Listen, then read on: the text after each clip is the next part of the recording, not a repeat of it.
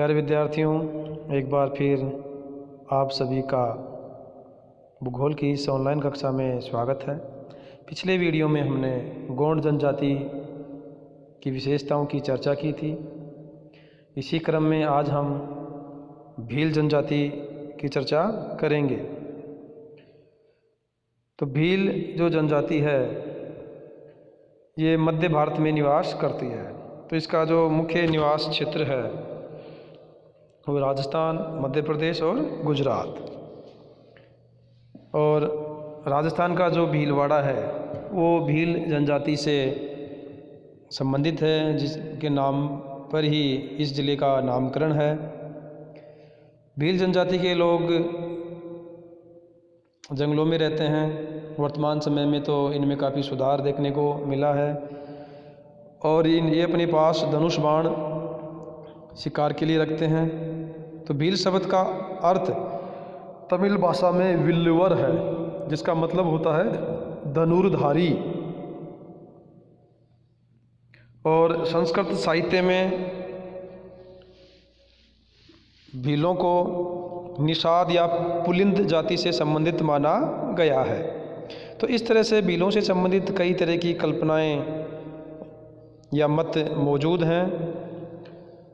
तो जो मानव शास्त्री हैं उन्होंने भी अलग अलग मत दिए हैं। तो बीएस गुहा ने भीलों को प्रोटो ऑस्ट्रेलॉइड जो प्रजाति है उससे संबंधित माना है।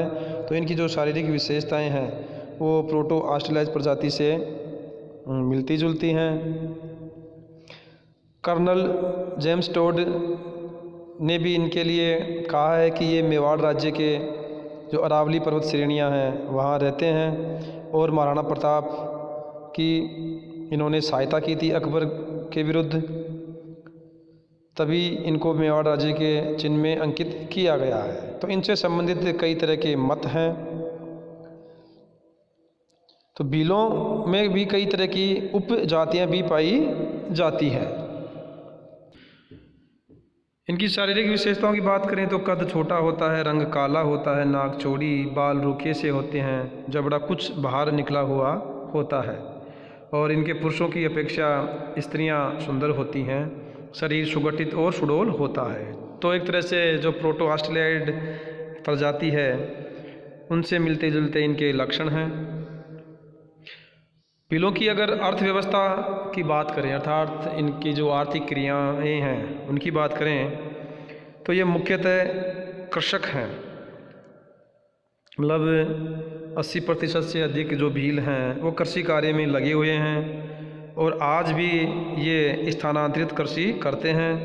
पहाड़ी ढालों पर वनों को जलाकर साफ करके वहाँ अनाज, दाल, सब्जियाँ इस तरह की खेती करते हैं। तो इस प्रकार की खेती को चीमाता कहते हैं। और मैदानी भागों में वनों को काटकर जो ये स्थानांतरितशील कृषि करते हैं उसे दजिया कहते हैं। तो चीमाता और जो दजिया है वो झूमिंग कृषि या स्थानांतरणशील कृषि का ही नाम है। चीमाता पहाड़ी भागों में वनों को काट के की जाती है और दजिया मैदानी भागों में काट कर करते हैं। वैसे अगर दक्षिणी राजस्थान की बात करें तो स्थानांतरणशील कृषि को वालरा कृषि भी कहते हैं। तो जो भील हैं, चीमाता और दजिया, ये दो तरह से ये झूमिंग कृषि करते हैं। तो ये इनकी मुख्य आर्थिक क्रिया है। इसके अलावा भील जनजाति में मछली पकड़ने का कार्य भी किया जाता है। वनों से जड़, खाद, पत्ती, फल, शहद इत्यादि भी इकट्ठे करते हैं। और जहाँ भूमि का अभाव है, कृषि का अभाव है, वहाँ ये पशुपालन की क्रिया भी करते हैं। तो ये इनका मुख्य आर्थिक व्यवसाय हुआ। भीलों के अगर निवास स्थान की बात करें तो इनके जो घर हैं वो 20 से लेकर 150-200 तक झोपड़ियों वाले होते हैं, अर्थात समूह में ये रहते हैं। और पहाड़ी ढालों पर ये दूर दूर तक इनके मकान फैले हुए होते हैं। तो जो छोटे गांव हैं उसको तो पाल कहते हैं और जो बड़ा गांव है मतलब अर्थात कई पालों को मिलाकर जो गांव बनता है उसे फाल कहते हैं। तो पाल छोटा गांव और फाल कई पाल मिलकर जो बड़ा गांव बनाते हैं।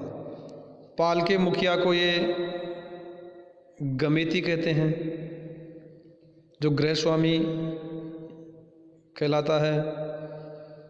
तो इस तरह इनके जो मकान हैं वो कच्ची मिट्टी से बने हुए होते हैं। छत पर खपरेल होती है जो घास फूस से भी बनाई जाती है। इनकी अगर सामाजिक व्यवस्था की बात करें तो इनकी सामाजिक जो संरचना है बड़ी संगठित होती है। इनकी जो पूजा और विवाह की विधियां हैं वो विशेष पद्धतियां होती हैं। संयुक्त परिवार प्रथा होती है, पिता घर का मुखिया होता है, सभी सदस्य उसके निर्देश का पालन करते हैं। स्त्रियों को परिवार में या समाज में कम अधिकार प्राप्त होते हैं। घर की व्यवस्था, खेती कार्य में ही उनका पूरा योगदान होता है। शादी के बाद जो लड़का है वो परिवार से अलग होता है, लेकिन सभी जो सामाजिक कार्य हैं वो पिता के जीवन काल में उसके निर्देश से ही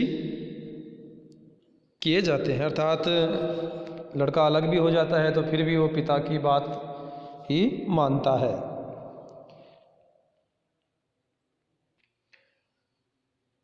भीलों में भी कई गोत्र व वंश होते हैं जो कई छोटे छोटे समूहों में बटे हुए होते हैं। भीलों में बहिर्विवाह होता है और विवाह की एक प्रथा प्रचलित है जिसे दापा प्रथा कहते हैं। अर्थात इसमें विवाह का जो प्रस्ताव है वो वर पक्ष की ओर से वधु पक्ष को होता है और लड़की का जो पिता है वो वर पक्ष की तरफ से कुछ दहेज स्वरूप या अन्य वस्तुओं के रूप में कुछ उनसे रकम लेता है। तो इसे दापा प्रथा कहते हैं। ये बड़े साहसी और निडर होते हैं, स्वामी भक्त होते हैं और अपनी जो जबान है या शपथ है इसके ये पक्के होते हैं। मतलब केसरिया नाथ के जो चढ़ी केसर का पानी पीकर ये कभी झूठ नहीं बोलते, ये इनका रीति रिवाज है। इनमें एक और प्रथा प्रचलित है गोल गधेड़ो, जिसमें कोई युवक अगर वीरता या साहस का कार्य दिखाता है तो उसे अपने समाज में किसी लड़की को छांटने का अधिकार मिलता है। ये कई देवी देवताओं की पूजा करते हैं, अंधविश्वासी होते हैं। तो इस तरह इनकी जो सामाजिक संरचना है वो काफ़ी संगठित देखने को मिलती है। युद्ध के जो समय है इनका जो रणघोष है वो है फायरे फायरे। और यदि कोई भील सैनिक किसी घोड़े को मार लेता है तो उसे पाखरिया कहते हैं। तो ये जो कुछ इनकी सामाजिक प्रथाएं हैं ये काफ़ी विशेष हैं, जिनसे इन भीलों की एक अलग ही पहचान देखने को मिलती है। वर्तमान समय में भील जनजाति में काफ़ी परिवर्तन देखने को मिला है। शिक्षा के प्रसार के कारण इनमें कुछ सामाजिक बदलाव भी आए हैं और इनका जो रहन सहन है, खान पान है, इसमें भी बदलाव देखने को मिला है। तो धीरे धीरे भील जनजाति में भी आने वाले समय में काफ़ी परिवर्तन देखने को मिलेगा। धन्यवाद।